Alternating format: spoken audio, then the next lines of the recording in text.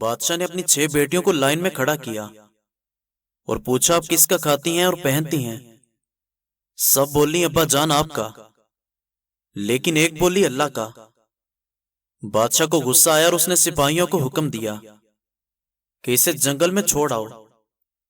جنگل میں جب رات کا وقت ہوا، ایک بادشاہ بہت بڑی مملکت کا مالک تھا، لیکن اس کا کوئی وارث نہ تھا، اس کا کوئی بیٹا نہ تھا، بلکہ 6 بیٹیاں تھیں۔ جب خوش ہوتا اپنی بچیوں کو لائن بنا کر کھڑا کرتا اور پوچھتا بتاؤ تم کس کا پہنتی ہو کس کا کھاتی ہو، لیکن ہر دفعہ جو چھوٹی بچی تھی وہ کہتی میں خدا تعالیٰ کا کھاتی ہوں اور اسی کا دیا ہوا پہنتی ہوں۔ اس بات پر بادشاہ آگ بگولا ہو گیا، بہت غصہ آیا اور بولا میری ناشکری کرنے کی سزا تجھے ضرور دوں گا۔ بچی بولی جی ابا جان جیسے آپ کا حکم۔ بادشاہ نے اپنے سپاہیوں کے حوالے اس بیٹی کو کیا اور بولا جاؤ اسے باہر کھلے جنگل میں چھوڑ آؤ، پھر میں دیکھتا ہوں کہ یہ کس طرح کھاتی پیتی اور پہنتی ہے۔ بچی کے تمام زیور وغیرہ اتار لیے، پھٹے پرانے کپڑوں میں بغیر ساتھ کسی سامان کے اس کو جنگل میں چھوڑ دیا۔ لیکن اس لڑکی کا اللہ پاک پر پکا یقین تھا، اس کا ایمان مضبوط تھا اور اللہ پر توکل کرنے والی تھی کہ جو مالک نے عیش و عشرت اور آرام میرے نصیب میں لکھا ہے وہ مجھے ضرور ملے گا۔ سپاہی تو واپس چلے گئے۔ شہزادی نے چاروں طرف نظریں دوڑائیں، مگر ہر طرف درخت ہی درخت موجود تھے اور شام کا وقت تھا۔ شہزادی کے ذہن میں خیال آیا کہ کچھ لکڑیاں اکٹھی کر لی جائیں تاکہ رات کو آگ جلا لی جائے، کوئی جنگلی جانور قریب نہ آئے اور رات سکون سے گزر جائے گی۔ شہزادی لکڑیاں اکٹھی کر رہی تھی کہ اچانک اس کی نظر قریب ہی ایک جھونپڑی پر پڑی، جہاں اندر سے کھانسنے کی آواز آ رہی تھی اور باہر ایک بکری بندھی ہوئی تھی۔ پہلے تو حیرانی ہوئی کہ اتنی ویرانی میں جھونپڑی کدھر؟ خیر وہ جھونپڑی کے اندر داخل ہو گئی تو دیکھا کہ ایک بوڑھا آدمی چارپائی پر لیٹا کھانس رہا تھا اور پانی پانی کی آوازیں دے رہا تھا۔ شہزادی جلدی سے اٹھی اور ادھر ادھر دیکھا۔ ایک طرف کونے میں پانی کا مٹکا رکھا ہوا تھا، وہاں سے پانی بوڑھے کو دیا اور اس کی جھونپڑی وغیرہ کی صفائی بھی کرنے لگی۔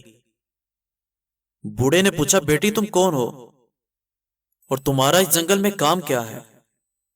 تب شہزادی نے سارا ماجرا انہیں بتایا کہ وہ یہاں کیسے آئی۔ بوڑھا بولا بیٹی تم یہاں ہی رک سکتی ہو، میں گاؤں کے باہر کام کرتا ہوں، صبح واپس اپنے کام چلا جاؤں گا اور ہفتے بعد واپس آؤں گا۔ تم یہاں ہی رہو جھونپڑی کے اندر، تمام کھانے پینے کی چیزیں موجود ہیں اور قریب ہی ندی بھی گزر رہی ہے، پانی وغیرہ وہاں سے لے لیا کرنا۔ وہ بوڑھا آدمی شہر جاتا، پیچھے شہزادی اکیلی وہاں رہتی تھی۔ وہ روزانہ بکری کا دودھ بھی نکالتی، آدھا اپنے پاس رکھتی اور آدھا جانوروں کے لیے باہر پیالے میں رکھ دیتی اور خود رات کو اندر جا کر سو جاتی۔ صبح جب اٹھ کر دیکھتی تو دودھ والا برتن خالی پڑا ہوتا اور اس کے قریب ایک لال پڑا ہوتا جو دکھنے میں بہت قیمتی اور خوبصورت تھا، اور قریب ہی سانپ کے نشانات بھی نظر آتے۔ پھر شہزادی کو خیال آیا کہ بچپن میں سنا تھا جب کوئی سانپ خوش ہوتا ہے تو ایک لال ایسا اگلتا ہے جس کے ہیرے جواہرات سے بھی زیادہ قیمت ہوتی ہے۔ شہزادی بہت حیران ہوئی اور سوچنے لگی کہ شاید سانپ زیادہ بھوکا تھا جو دودھ پی کر خوشی میں لال چھوڑ دیا۔ پھر اگلی رات دودھ رکھا اور صبح دیکھا تو وہ لال پھر موجود تھا، پھر پکڑ کر اپنے پاس رکھتی۔ ایسا کرتے 6 دن گزر گئے، اس کے پاس 6 لال اکٹھے ہو گئے۔ 7ویں دن وہ بوڑھا بھی آ جاتا۔ شہزادی نے اسے سارا ماجرا سنایا اور لال بھی دکھائے اور بوڑھے کو 4 لال دے دیے۔ کہ شہر جا کر بیچ دو اور آتے ہوئے مزدور لے آنا محل بنانے والے۔ باقی 2 لال شہزادی نے گلے میں ڈال لیے مالا کے طور پر۔ کچھ دنوں میں جنگل کے اندر عظیم الشان محل تیار ہو گیا،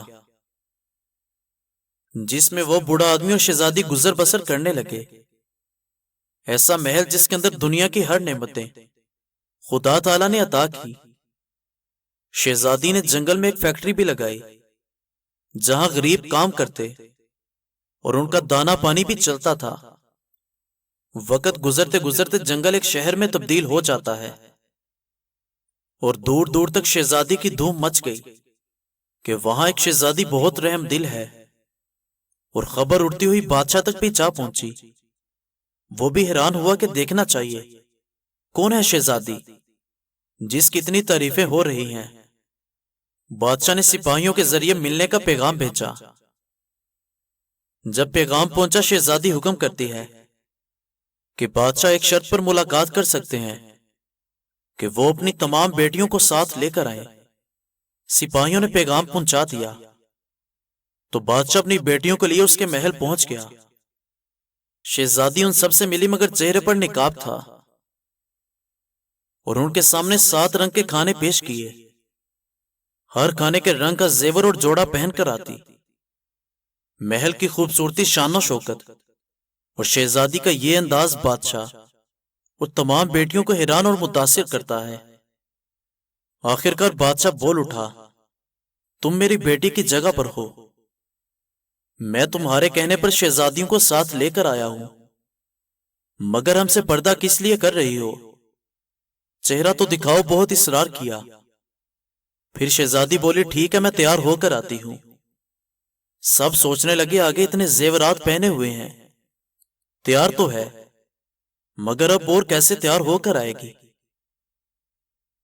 اتنے میں سب دیکھتے ہیں کہ سامنے پھٹے پرانے کپڑوں میں کوئی آ رہا ہے، اور غور کیا تو بادشاہ کو یاد آیا، یہ تو شہزادی ہے اور یہ ابھی بھی زندہ ہے۔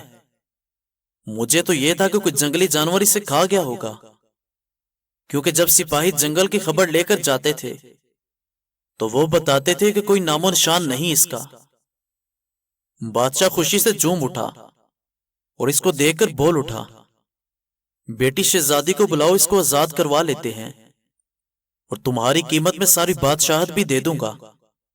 اتنا سننا تھا کہ شہزادی بولی، ابا جان، میں ہی ہوں شہزادی، اور آپ سے کہتی تھی کہ اللہ کا دیا ہوا کھاتی اور پہنتی ہوں۔ بس اسی مالک نے آج کہاں پہنچا دیا، اور آج آپ سے بھی زیادہ مال ہے میرے پاس۔ اور اپنا تمام حال بیان کرنے لگی اور کیسے اس مقام تک پہنچی۔ یہ سنتے شہزادیوں کے دل رش کرنے لگے اور سوچنے لگی کہ کاش ہم بھی یہ کہتی کہ اللہ کا دیا ہوا کھاتی ہیں اور اپنے نصیب کا پہنتی ہیں۔ ناظرین کرام، خدا تعالیٰ نے جو رزق لکھ دیا ہے وہ مل کر ہی رہنا ہے، اس کو آپ حرام طریقے سے لیں یا حلال سے۔ رزق جتنا خدا تعالیٰ نے لکھا ہے اتنا ہی ملنا ہے۔ اللہ پاک ہمیں رزق حلال نصیب فرمائے اور حرام سے بچائے۔ 2 چہروں کو انسان کبھی نہیں بھولتا، پہلا جس نے مشکل میں ساتھ دیا ہو، دوسرا جس نے مشکل میں ساتھ چھوڑا ہو۔ واٹس ایپ ہو یا انسان کی زندگی، لوگ صرف سٹیٹس دیکھتے ہیں۔ کتابوں کی اہمیت اپنی جگہ ہے، سبق انسان کو ہمیشہ وہی یاد رہتا ہے جو لوگ اور وقت سکھاتا ہے۔ جو تمہیں برا بلا کہے خاموش ہو جاؤ، جو تمہیں ستائے رلائے صبر کرو۔ خدا کی قسم تم ایسی طاقت بنو گے کہ پہاڑ بھی راستہ دیں گے۔ آنسو بہانے سے کوئی اپنا نہیں بن جاتا، جو تمہارے اپنے ہوتے ہیں وہ آنسو ہی کہاں بہانے دیتے ہیں۔ کچھ لوگ ایسے ہیں جن کے لیے مصروفیت سے بھی وقت نکالنا پڑتا ہے، اور کچھ ایسے ہیں جن کو دل سے نکالنے کے لیے اپنی زندگی کو مصروف کرنا پڑتا ہے۔ ہماری زندگی کی کتاب کے سب سے قیمتی صفحات ہمارے والدین ہیں۔ وقت کو بالکل ضائع مت کرو، کیونکہ یہی اصل تمہاری زندگی ہے۔ دنیا میں مشکل وقت اور پریشانیاں سب پر ہی آتی ہیں، کوئی نکھر جاتا ہے اور کوئی بکھر جاتا ہے۔ اکثر کچھ لوگ ہمیں بیوقوف سمجھ رہے ہوتے ہیں، لیکن انہیں نہیں پتا ہوتا کہ ہم ان کی ہوشیاریوں کو نظر انداز کر رہے ہوتے ہیں۔ بزرگوں کا فرمان ہے، عورت کو ان کاموں سے روکو، ورنہ رزق سے برکت ختم ہو جائے گی اور کمایا ہوا مال پتہ نہیں چلے گا جتنا مرضی کما لو۔ ننگے سر کھانا کبھی مت پکائے، گھر میں ٹوٹے ہوئے برتن میں کھانا نہ کھائیں، فجر کے بعد سورج طلوع ہونے تک کبھی نہ سوئیں، اس سے رزق میں برکت اٹھ جاتی ہے۔